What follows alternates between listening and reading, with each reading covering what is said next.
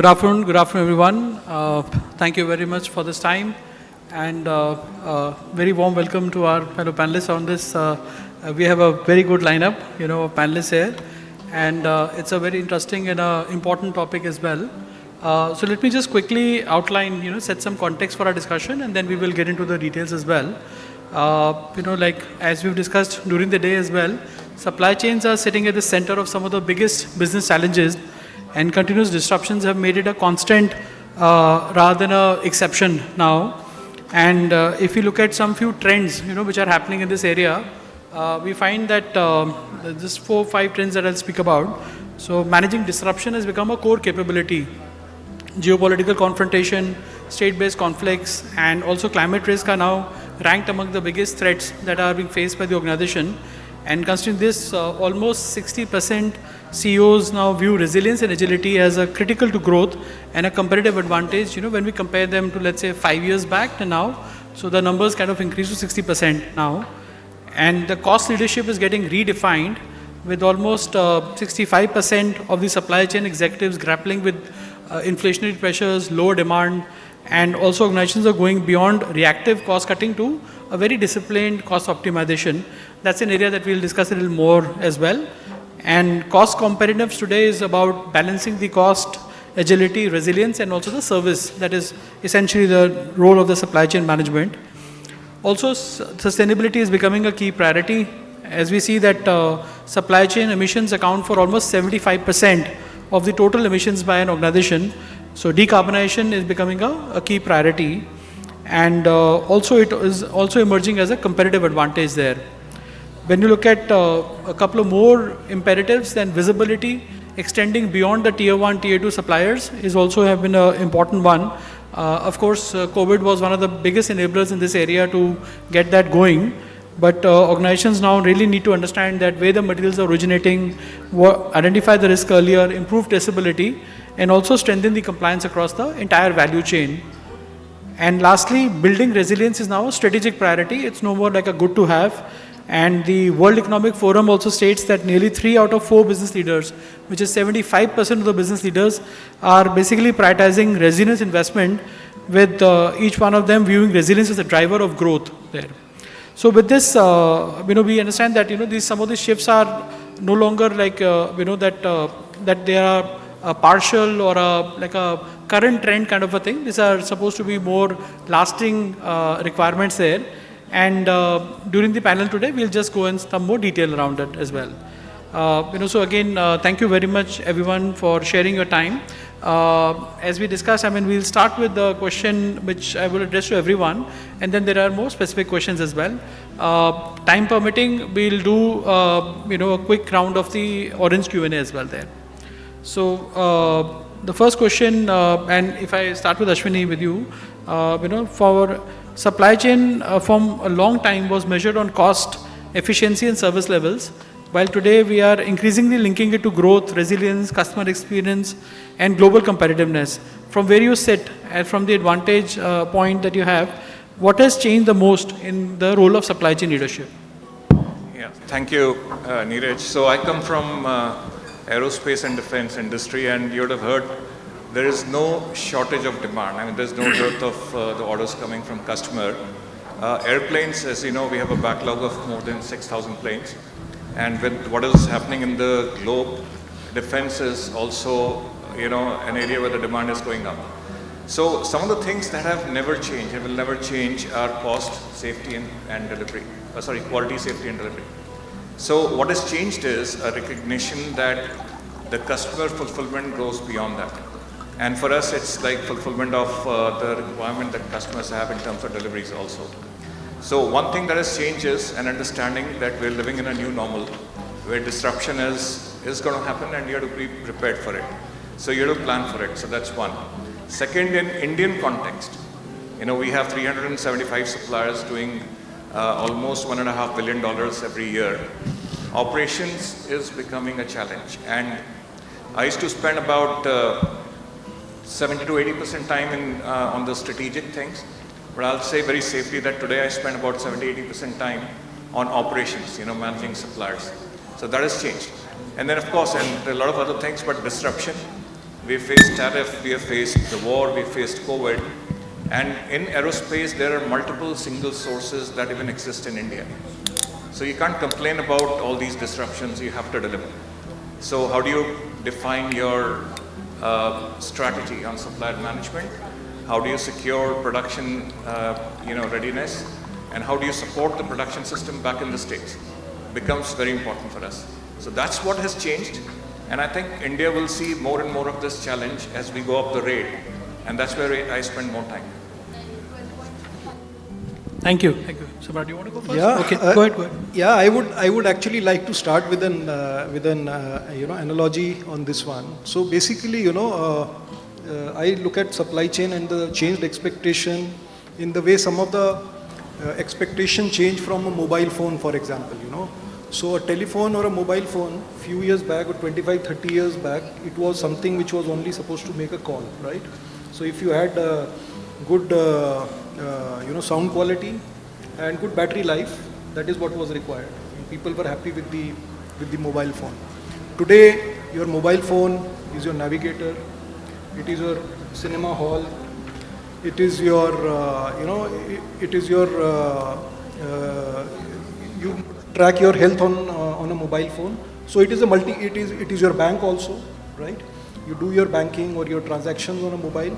So the expectation from the mobile is completely changed. Same thing has happened with supply chain also. I think 20, 25, 30 years back, supply chain was a function which was supposed to just deliver the product. Today, we are much beyond that. We are the ones who are running the organizations, and organizations expect us to be business enablers rather than just delivering the product.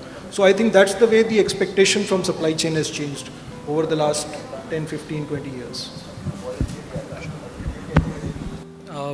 Mahesh, if you want to come in as well. I do agree with Samrat that supply chain is completely changed now. When we started the journey, there was a simple system of delivering the stocks, but now expectation from the system is the revenue generation. How we can help to generate the revenue by ensuring the availability in the market. Product is available on the shelf, it means your revenue is going up. Otherwise, someone comes in the shelf and he will automatically say it's sold out. So the inventory availability is now becoming more important. Sanjay, you want to come in as well? Yeah. So I think this is a very, very important topic, the kind of a shift what we see in the supply chain. And if we see the earlier supply chain supposed to be the your back office, where people supposed to do just the execution and then things were working on that. Or supply chain means the measurement on the cost only. But now here if we see with this current situation, especially we have seen one disruption during the COVID time, and now the second disruption now we are experiencing with this new geopolitical conflict. So the shift is more, now supply chain is very active and integrated part of the business, because they are impacting the customer in terms of the availability, in terms of the experience, in terms of the quality, in terms of the cost. So it's put together. So I would say now shift is from the cost to the total best value. That's how I see. And Piyush, if you can add your viewpoint. So very rightly said. So the expectations from supply chain has completely changed, definitely. And I believe, but what has also changed is that the tools or the resources or let's say the support which is coming from the management. And so right now we are talking about implementing of technology in supply chain, right? I don't think people were much focused about such concepts, modernization of supply chain, making it digital, okay, because they were more focused on how to deliver the products, and that's the end of the job for supply chain guy, right? But that not anymore. So people know that supply chain is very, very critical, and they are giving that due focus and due resources to supply chain to enable it in a way that it can help and support business and the business P&L. Thank you, Piyush, for that. Stuti and Manish, if I may ask you as well, your thoughts on what's changed for cost leadership that was, let's say, the main focus in supply chain. What's really now the biggest driver of change for supply chain? Yeah. So just adding to what Mr. Piyush here mentioned, right? So adoption of technology has become one of the critical drivers. Obviously, there's inventory expectations and turnarounds. The turnaround time has become shorter for the customer. So that is where what we are building at ONDC is a entire shared delivery and supply chain infrastructure, right? So which means that any brand out there, they don't necessarily have to invest in their own warehouses, invest in their own delivery fleets or supplier network to source the products that they want to, right?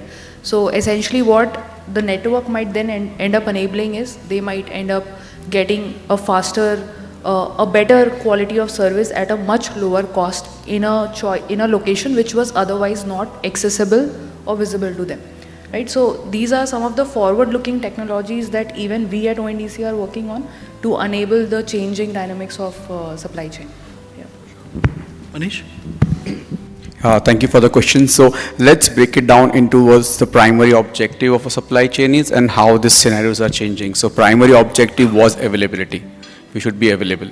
Now what happened was this availability was being defined by two important factors, which was a planning, and second thing was uncertainty. Now planning, we were growing very good. There are a lot of technologies and a lot of things was part of it. So planning became very important, and we, I think as an industry in India, we were doing very good with the planning.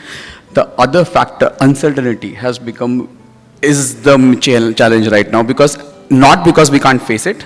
We were planning around that thing, but because it is coming, it's so fast, like right from COVID till geopolitical, till quick commerce mindset, like everybody today wants everything to be in 8 minutes.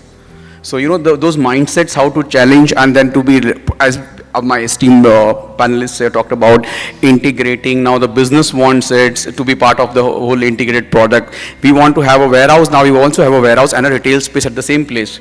Like, can I get 3 products at your house and then get 1 product, 2 product back? So all those things are getting so fast that the systems, that's why the cost is in a very good manner is moving towards a newer requirement of availability.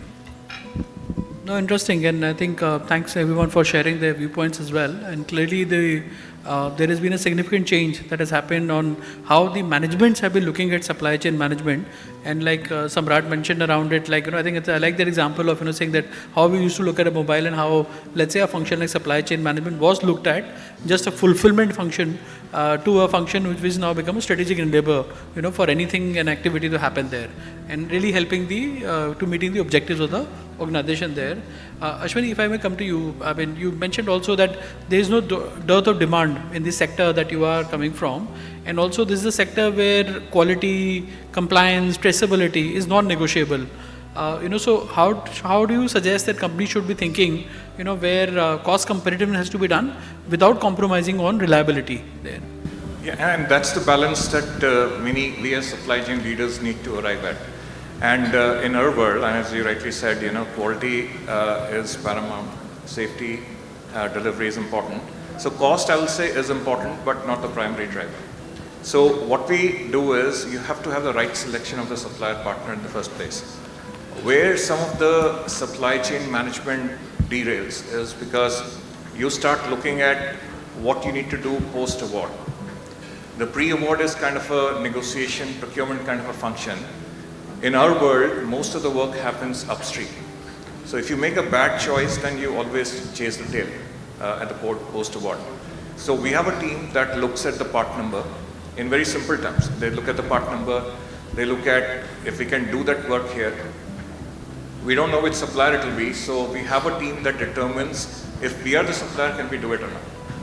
And then we do all kinds of risk assessment. You know, do they have the right infrastructure? What we are finding is today, the supplier may have the best of the infrastructure. They don't have people. There's so much attrition in our world, 30-35%. So it is a very holistic review. It's not just, do they have the right machine or so forth. We also determine whether they can execute the job, not just one part. Can they do 45 planes in a month? So a lot of work happens upstream, and that comes with the team that we have on the ground. So Boeing has invested a lot of money in the manufacturing engineering kind of a capability. So we do a lot of work there. There are different tools defined in our system that help us define what the right partner is. And that helps us. And then of course in the post-award, we have processes that take care of the quality, we qualify suppliers, very rigid and firm rules. You know, you can't change even the machine or the operator without notifying Boeing or taking the approval. So there are processes in place that take care of all of this. Interesting. I mean, like you said that there's essentially a system which has been involved It has to do to the be people independent. You know, it has to be a process that takes care of everything. Otherwise, people make mistake, and you can't afford mistake in our world. correct. And Samrat, if I ask you as well, like Dabur is operating across India, international markets as well, and the fact that when you have to balance standardization in a global supply chain, given the fact that you have to bring in local nuances, local market expectations as well. So how does that become like an important area of coverage, from a global supply chain point of view? So, I think, Neeraj, I look at everything from, a customer-centric point of view. Everything which we do is to serve the customer. That everyone understands, by the way, in the room. However, the important point is today the customers' expectations are changing. And they are changing much faster than probably in the past. So, for example, today customers, in the past, if you remember, there was a time when probably when my father got his first landline number, there was a waiting list for almost 8 years. We applied to MTNL, and after the application, the telephone got installed after 8 years. Today, the expectation of customer is not like that, right? They would expect that I go to the shop, I get a connection, and by the time I am back home, it should be activated also. So that's the change in the customer expectation, and every supply chain has to accordingly shape itself, change itself. The investment which the organizations make now is in line with what is the customer's expectation. So speed is the expectation of the customer. So people will be investing in AI, they will be investing in making supply chain more resilient.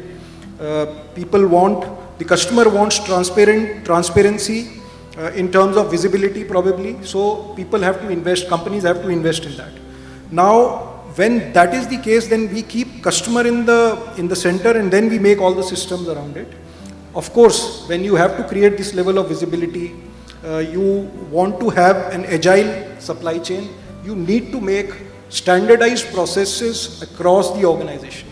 So there will be certain set of processes which will be completely standard processes. For example, for running the operations, there would be an S&OP process. Whether there is a particular market where there will be a MTS kind of a scenario, make to stock, because you are servicing the distributor. There could be certain geographies in which a make to order kind of a scenario is there. So those are the nuances which will be more local nuances, but the overall structure of supply chain will be running on a S&OP process which will be uniform across all geographies. So you look at certain nuances which are more customer centric and change them. Overall architecture remains standard so that it is able to support the local nuances. And I think what you said in the start part, I think is a very heart of the matter. When you say that when the internal function looks at their own activity from a customer lens, there at that, because that's where every organization is existing for. And once that orientation starts, it starts to simplify, how the activity should be done. Yeah, I mean, I keep telling myself and my team also that customer is least bothered whether you are maintaining 30 days of inventory, you have 25 warehouses or one warehouse. If they want the delivery on the next day, they want the delivery on the next day. Rest, all things are, not important for the customer. So we also have to think like that only. Yeah.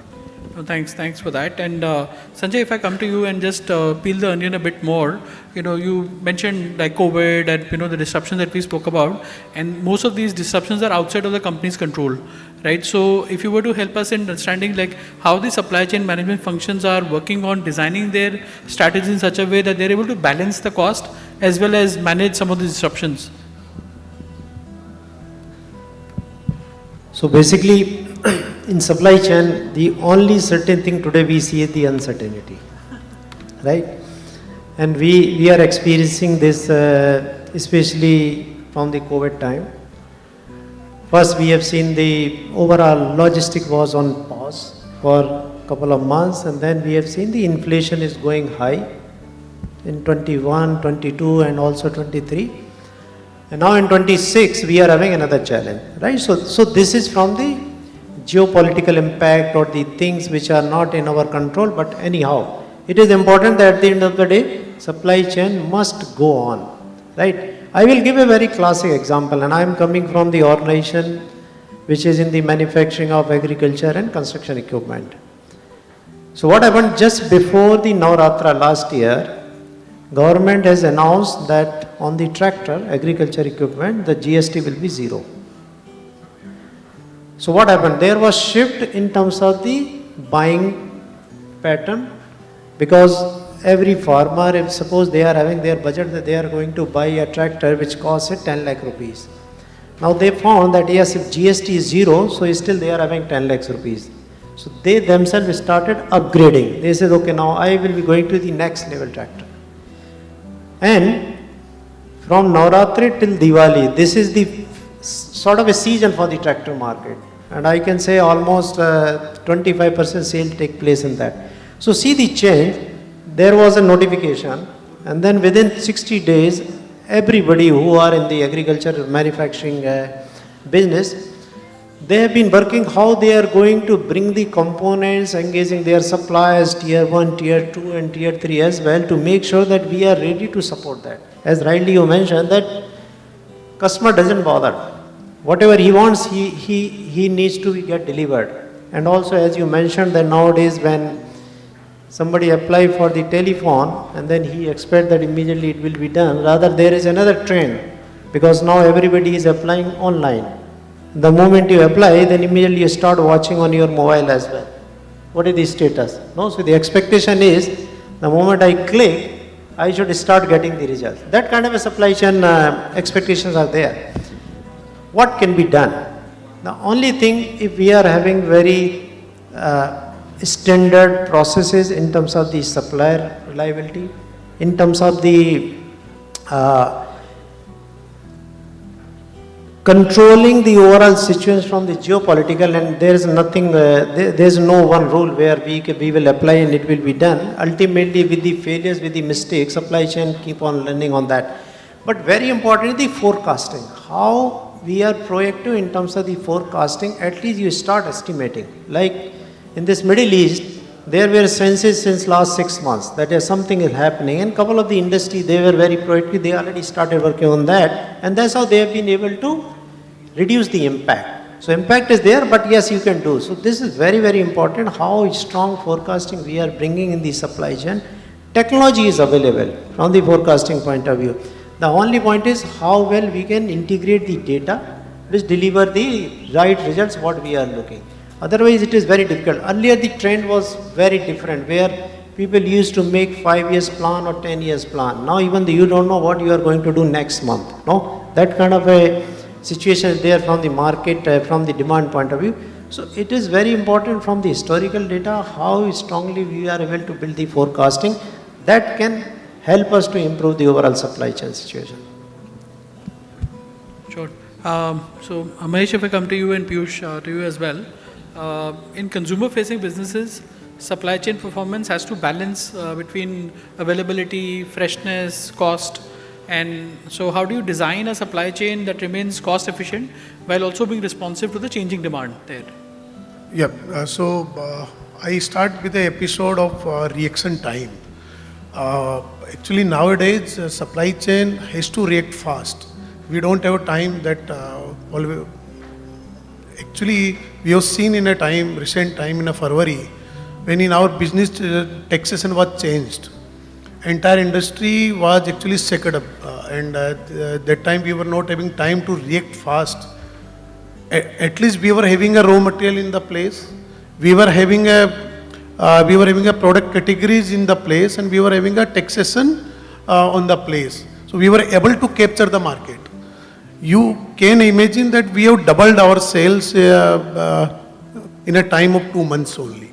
So it says that reaction time against the taxation policy in India, because we are a government owned organizations almost, because taxations are high in the category. And when I talk about the balancing the supply chain, that start with the forecast and planning of the demand. So demand planning is important in completely our FMCG business, because I have been in 18 years in the FMCG, and we have been seeing that that how can we can do the forecasting better. So integration of the data is important now. We need to do the end-to-end supply chain data integration. We start with the forecast, end with the supply planning. So whatever feedback we are getting from the retailers on a supplier point, that feedback has to be integrated in the in the terms of demand planning, and has to be immediately reacted in a production planning also. We don't have time to ask that we will ask vendor to supply the raw material, packing material in a quantity of MOQs like that. So now complete supply chain is fragmented nowadays. So reaction time is, we are having a low, and a customer centric supply chain is there. So we need to focus on customer requirement always, and we need to have our supplying point of warehouse says near to market. Recently, in the time of 2016, when GST came in the system, we thought that we will do the centralizing and we will supply the stock from one supplying point to entire India. But that strategy was immediately gone in 6 months of time. Now we are having a small child warehouses across India. So we need to react fast on the consumer demand. Piyush, your thoughts on saying how do you balance the availability, freshness, cost and speed? Yeah, so I would say that customer expectations, as you mentioned, the freshness and everything are in place, and then the cost pressures are also in place. But I would like to believe that the two things are not opposing each other. Like if we have to meet the customer expectation, it doesn't mean that we have to go or increase the cost, or vice versa, that if we increase the cost, ultimately it is not going to be, let me phrase it with an example. Suppose customer expectation is that they want fresh material, or what we call in SCM terms, first expiry, first out, right? That kind of process should be followed. Now, by not following that process, the company has a risk of expiry of stock and obsolescence of stock, and faces a huge risk in terms of loss coming out of that. And so if we implement a system which will definitely be a little let's say cost intensive, but the net will be a win-win situation for both the company and for the customer. Like we will save money on the coming out of slob, and the customer expectation will also be met. There have been also example, like if you look at the example that in some geography, if the transporters are not performing well, and your market share is constrained by that, the customers are not happy, you're not getting orders, the transportation setup is not good. If you go for a better setup, so definitely it might look in a short term that we are increasing the cost, but in a long term it is beneficial for the business and for the customers both. So I am saying that we should not look from the perspective that definitely we have to balance it out, but it doesn't necessarily mean that increasing the cost for something like customer service is something which should be avoided, right? If we are providing better customer service or meeting the customer expectations in a better way, they are going to give us benefit in the long run. Yeah, I want to add one point here, that sometimes we increase the cost in transportation to actually reduce the overall supply chain cost. Sometimes we have a cost of inventory in the system, we have a higher inventories to reduce the transportation cost. Sometimes we ask that we have a MOQ of 400 cartons, that it can be that transportation cost can be in the case of MOQ lesser, but in the terms of inventory it will be increased. So we always be maintaining freshness in the inventory, increasing by transportation cost. So we have to see the overall supply chain cost now. Samrat, if you also would like to share your thoughts on this. I cannot not answer this question for two reasons. Because Dabur has got 20% foods portfolio. And second is my foods planner is also sitting in the audience. So, he will kill me if I don't answer this. So I think, the best scenario is for every customer's house, outside the house, you have a factory, right? That is the scenario which will give the least, the freshest material, right?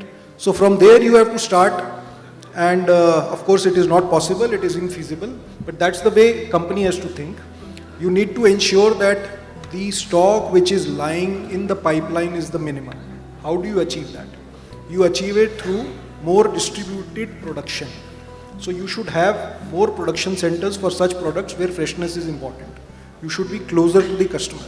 So there could be products in which I can source from one factory within the country, but definitely the products where freshness is important, I should have one factory in probably every geography, or at least one for two geographies, right? That is the best scenario. So that is something which we focus on for the foods products, multi-sourcing, closer to the customer. Second is, as much as possible, move away from forecast. Okay? Forecast is something which should be there to help you plan. Umesh is my friend, he is a veteran of the industry, he also knows this. So as much as possible, you move away from forecast, you should try to have norms of inventory, you should try to achieve those norms itself. Those norms should be based on your historical sales and the growth projection which your sales marketing is giving. Third important thing, you should try to refresh it more frequently. So connect more with the sales system to understand what's the trend of sales and refresh whatever number you have, and look at the norms also in terms of forward forecast. So you refresh the forecast to the extent the change in the demand is being shared by your sales and marketing system. So I think these are the three things which we try to do to maintain freshness. Cost, I think you should look at the total cost of servicing, which should include your slog, obsolescence cost also, and your order loss cost as well. If you consider all these costs, I think you will be able to balance it by maintaining more freshness, by having more factories closer to the customer. Sure. So I will add one more example here, maybe from the paint industry, right? So we talk about consolidation of warehouses, like having 15-20 warehouses in the country after GST. So look at the paint industry. They have moved closer to the customer, right? They have created that as a mode, right? That they will deliver in few hours or maybe one day time, and they moved away from the distributor model to dealer model, right? So what that means is that they have 150 plus warehouses across the country. So that's one way of looking at it, that my customer don't want to hold inventory, and I might have to incur more cost by opening more warehouses, but ultimately it's giving me an advantage in terms of acquiring more customers, or it is listening to the customers and then getting more market share, in that sense that, okay, the customers who are not giving any inventory, so they will definitely work with the company who is telling them to not keep any inventory, right? So I'm saying we should not look at supply chain cost in isolation. We should look at along with multiple other factors in terms of the overall business. Sure. So, Manish, if I bring you in as well, we spoke about, some of the factors which are relevant, like having a more sourcing supply possibility, having warehouses as well local around it, but there's another dimension, technology, right? And with the technology, you can get to the intelligent supply chain aspect of it. So from your perspective, what do you feel is the biggest barrier today in terms of, like a wider technology adoption? Is it that, that we've got data silos happening, or there are digital ecosystems are not present, or generally there's a barrier to adopt new technology? Okay.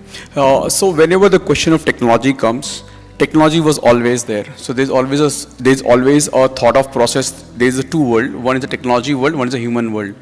And we always have this a debate, is technology controlling human or human is controlling technology? Now, and the answer always have relied upon, it is not about technology, it's about the investment in the user who is using the technology. Like we always used to say, and I keep on repeating, that people think that AI will take away all the jobs.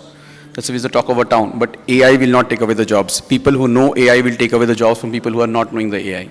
Similarly, from supply chain, people who are continuously investing into understanding the users, the challenges of the users, and then embedding technology as per to making that monotonous process better will move ahead. But so the coordination and the detailed working or the monotonous working will move to a technology, but challenging or thinking about that process will always be with the human. So whenever it comes to the warehousing or other infrastructure challenges, so from warehousing and from infrastructure point of view that we are developing right now, warehousing cost will probably will only be 25 to 30% of the total cost of the total supply chain from a warehousing perspective. However, from a value perspective, it's the last stage in a supply chain where the visibility is moving from a manufacturer to the consumer. So any changes can still be made till it is in your warehouse. But once the product has moved out of the warehouse, then it is a very different thing because the consumer is now coming to this thought process. So from when it's come to technology, from our point of view, we are continuously investing wherein we are just making the process of my customer or a supply chain more enabled with technology rather than saying this technology is going to take away all of these things. Sudhi, you want to come in from the technology angle perspective in terms of, what would be some barriers that are there in terms of adopting technology in a bigger way? See, more than the barriers, I think probably the ones who are executing would be able to tell that better. But what I do believe is that there are technologies available out there today in the market, which if you can leverage, can help you achieve speed while at the same time not compromising so much on cost, right?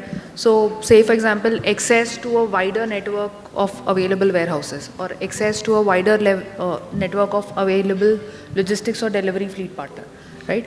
Most of these has been behind some walls where there has been one-to-one contracting, one-to-one negotiations and terms being done, and larger the player is, the better the rates they are able to get from those, right? But what essentially, there are technologies available in the market today where it doesn't matter the size of the company, the size of the goods that you want to ship. You can get probably better level of services at better cost from a much smaller, lesser known supplier than who you were actually dealing with before or were not able to deal with before. So there are technologies available in the market which can help you access, and it is up to the leaders if they want to, make that choice. Yeah. So Ashwini, I'll come to you, and then Sanjay, I'll come to you as well.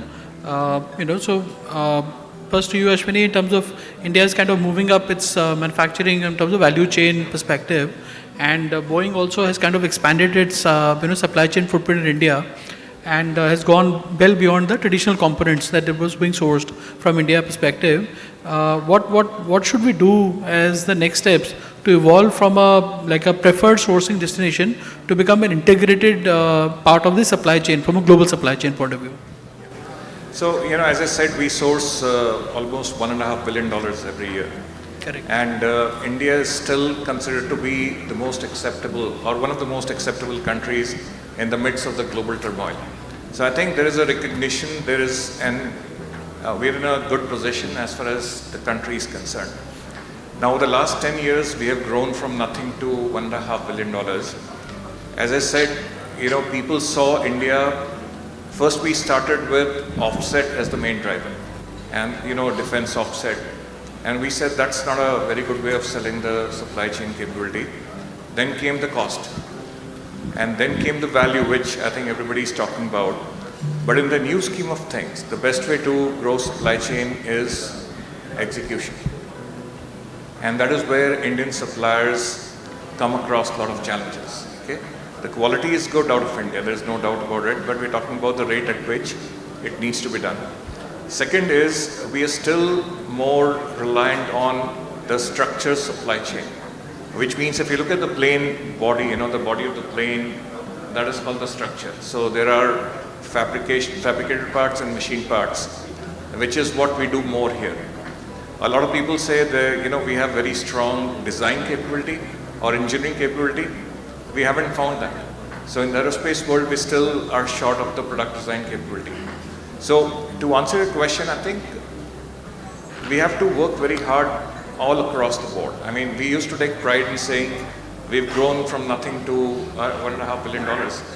Now, if we don't do well, if we don't develop the capability of product design, if we don't have a good ecosystem of tier 2, tier 3 suppliers, we'll struggle. You know, I can speak on this for like hours together. So again, I'm struggling how to answer it in a short time. We have all the intent to grow supply base. We're still signing new suppliers, new contracts here. It's just that we're not very comfortable announcing those. The suppliers have to execute, deliver. We are probably the only OEM which is looking at the breadth of the supply chain. So we do structures, we do castings, forgings, raw material, which is not heard about in the aerospace world. We do a lot of electrical part, electronic parts, actuation, avionics. So there is a lot of development that has happened here.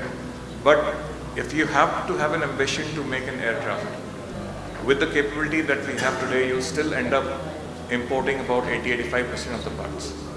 And that is where the challenge is. And on top of it, if you put the execution, that will tell you, you know, what we can do here. So we are focused more on the broader development of supply chain, skill development, the capability, the operational capability, and that should help us. Interesting. And also, I mean, as always, I mean, defense and aircraft manufacturing and anything to do with space as well. I mean, they've got so many offshoots coming in from other industries' perspective. So a very priority area, like you mentioned there. And I think very important what you mentioned also that, you know, that we are, India is a very acceptable, but I think the steps that we are taking in that direction needs to be much more accelerated and much more pointed, focused, you know, as well there, if I'm getting you right. One issue, it just takes one issue to decide the fate of the country. And I keep telling suppliers, we have 375 suppliers. And if one supplier messes around, it just impacts the broader reputation. So we are like goalkeepers here, right? We just try to avoid issues happening from here. Interesting.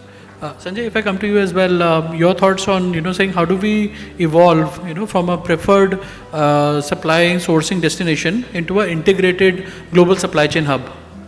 Yeah, so as Ashwini was mentioning, so in CNH we do almost $700 million sourcing, what product we make in India, and then we also do export of close to $400 million to different regions like Europe, North America, and also to Latin America region. I think in India we are having two challenges when we talk about the supply chain and when we talk about the overall manufacturing capability. One is the skill and the second is the scale. And we are still struggling, and especially if we see the manufacturing industry, we are super dependent on the MSME category, which is struggling from the skill point of view and from the scale point of view.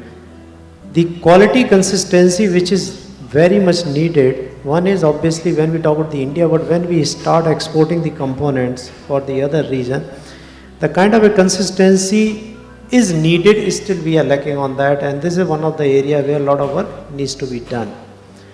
Like if you remember when during the school days we used to get a compass and having the made in Japan geometry instrument, we used to just see the finish. So I think that kind of a fit and finish is still we are missing on many things where work needs to be done.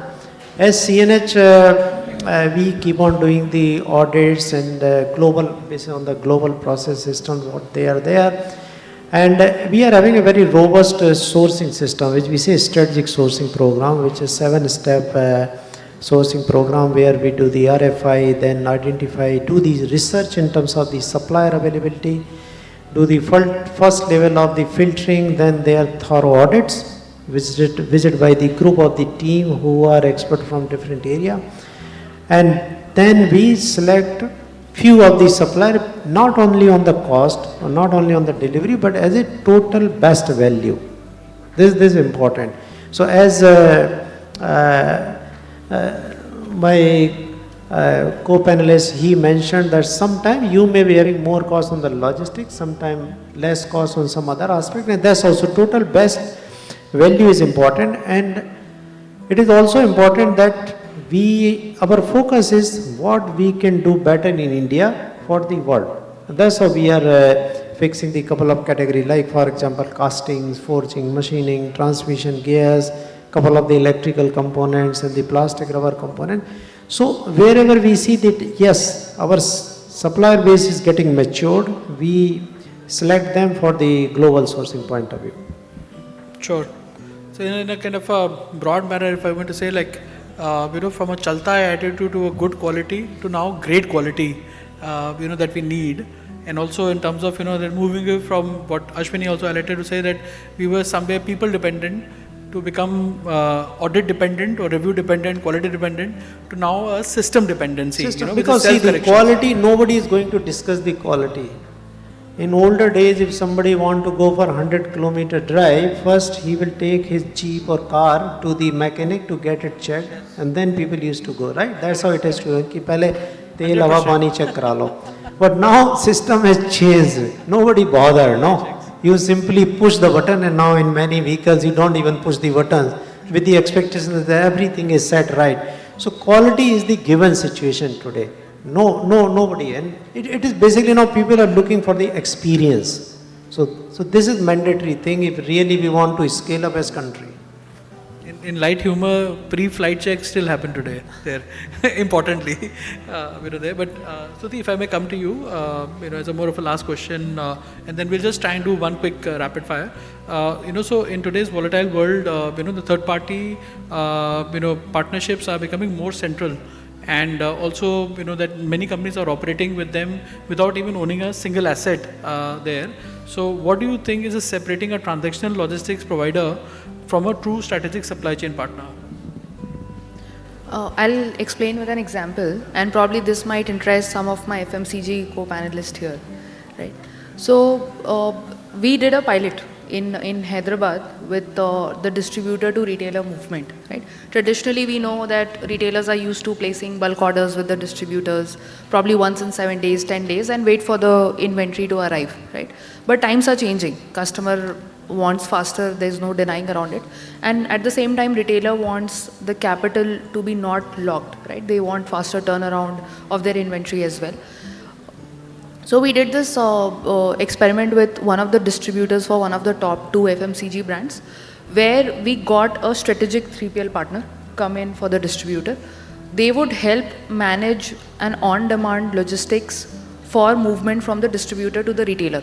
The demand was essentially generated by one of the applications, one of the digital applications this FMCG retailer was using. And the goods were actually shipped to the retailer in same day and or maximum next day delivery, because the strategic partner was able to access the network through which they are able to access all the available 3-wheeler, 4-wheeler vehicle out there real time, right? Get the quotes real time and get the vehicle placed within say 30 minutes or 2 hours at best, and get the goods transported while balancing delivery. In fact, not just balancing, bringing a delight when it comes to delivery timeline, while at the same time balancing cost, right? So, and we initially thought that the distributor might be, not very much in favor of this idea, but it turned out so that the distributor liked it too much that they asked us to take the entire logistics away from them, right? This was just for the digital orders that they were generating. We were just helping with those logistics, but they asked us to take the entire order logistics away from them. And that's where we kind of understood that this is how this space is evolving. Probably few years down the line, we will see distributors just being intelligent warehouse systems for stocking and placing of inventories. And the logistics, the credit line, the returns, invoicing, etc. is handled by the strategic partner here, which serves for the logistics financial piece. And the order is handled by digital technology itself, right? Where the retailers have all of these applications, etc. available to order when and whenever they want, so that their working capital are also not locked. So that's where I see a strategic 3PL partner come in and add value, not just add value, but change the entire dynamics of how distribution, for example, have been working so far. And this is all getting underpinned by technology player in a big way. Yeah, absolutely. That way. Absolutely. It is technology which is making the access Possible. real time and possible. And I think it's going back to basic economics, I think it's a great service to the nation as well. If you got all assets getting utilized to the maximum capacity Yep. and also producing it or distributing it at a lowest cost, there in that. So let me quickly move to the quick two rapid fire questions or the very simple ones around it. If you can just respond on it, so Ashwini, starting with you, same question to everyone. So artificial intelligence, do you say in supply chains, is it overhyped, underhyped, or just like that? It needs to be balanced. I won't say one of the two. You have to use it properly, otherwise it could go either way. Okay. Mahesh? I think in supply chain, human is important yet because No, AI, what is fine? AI Overhyped, underhyped, or just getting started, just there? I think under hype yet. Because, Underhyped, okay. Still artificial intelligence and ML is not working fine in a forecasting and other. Sure. In Piyush? our business especially. I believe it still has to evolve in that way. Like there's a lot of just, hype. So just getting started. There. Yeah, just Oh, getting overhyped. started. A lot of hype, but the real benefit is yet to flow. Yet to flow in that part. Samrat? So it is the future, but today it is like they say garbage in, garbage out. So it is as good as the information and data which you have. So I think today organizations are still struggling to So basically. underhyped? It is at this point of time. Just it is getting overhyped. started. It is overhyped. But Overhyped. it is the future. It Okay. is the future. Future. Everyone talks about it, but no one is currently able to harness Leverage it, harness it there in that area. Okay. Sanjay, your view? I would say just begin. Just beginning. Okay. I Manish? think it tremendously underhyped. Tremendously underhyped. It Okay. can do wonders. It's just that how much we are ready to invest. Sure. Suzy? I think it's just getting started. Just There's getting a lot started. around that we can. This answer I knew, Okay. Last question, very quick one.